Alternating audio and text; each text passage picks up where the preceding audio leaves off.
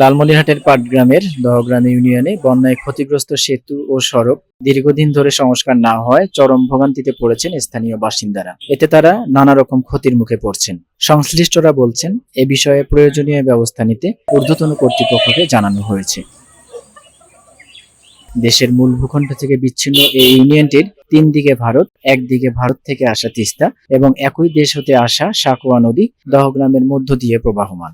এজন্য উজানে হওয়া বৃষ্টি আর নেমে আসা পাহাড়ি ঢলে প্রতি বছর ক্ষতির মুখে পড়ে এই ইউনিয়নটি। প্রতি বছরের ন্যায় ভারতবর্ষ এই পানি ছেড়ে দেয়। পানি ছেড়ে দেওয়ার কারণে এই রাস্তাটা ভেঙে যায়।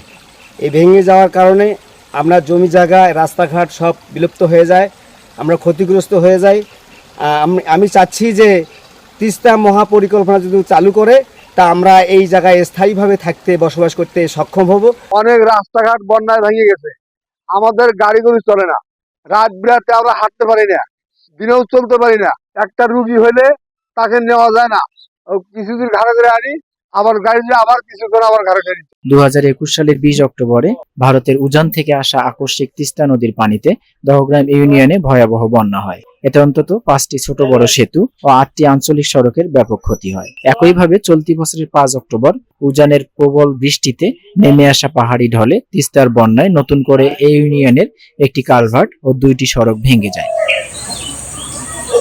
উপজেলার স্থানীয় প্রকৌশল অধিদপ্তর জানান, আকস্মিক ঘটে যাওয়া বন্যায় প্রায় 30 কোটি টাকার ক্ষয়ক্ষতি হয়েছে। ক্ষতিগ্রস্ত এসব সেতু ও সড়ক দীর্ঘদিন ধরে সংস্কার না হওয়ায় এই ইউনিয়নের অন্তত 10,000 পরিবার চরম দুর্ভোগে পড়েছেন। কিছুদিন আগে আপনার তিস্তা থেকে পানি আসছিল, পানি আসার কারণে কালভার্ট এবং কিছু যে ব্রিজ ছিল, এই ব্রিজগুলা ভেঙে যায়, এমনকি কয়েক জায়গায় রাস্তাও ভেঙে যায়। এখন ধানের মৌসুম আসছে, কোনো রিক্সা, ভ্যান, সাইকেল নিয়ে দুরবস্থা, কোনোভাবেই চলাফেরা করতে পারতেছি না। এটা ইন্ডিয়ার যে বর্ডার আছে, বর্ডারে দিয়ে আমাদের একটা গাইডলাইনের প্রয়োজন, বা আরবান না দিলে এই দহগ্রাম বাঁচে না। সংস্কার কাজের প্রয়োজনীয় ব্যবস্থা নিতে ঊর্ধ্বতন কর্তৃপক্ষকে জানানো হয়েছে বলে জানান উপজেলা প্রকৌশল অধিদপ্তরের এই কর্মকর্তা। তিস্তা পাড়ের যে রাস্তা সহ ব্রিজ, কালভার্ট, এগুলো বন্যার পানির চাপে আমাদের বিচ্ছিন্ন হয়ে গেছে অনেক জায়গায়।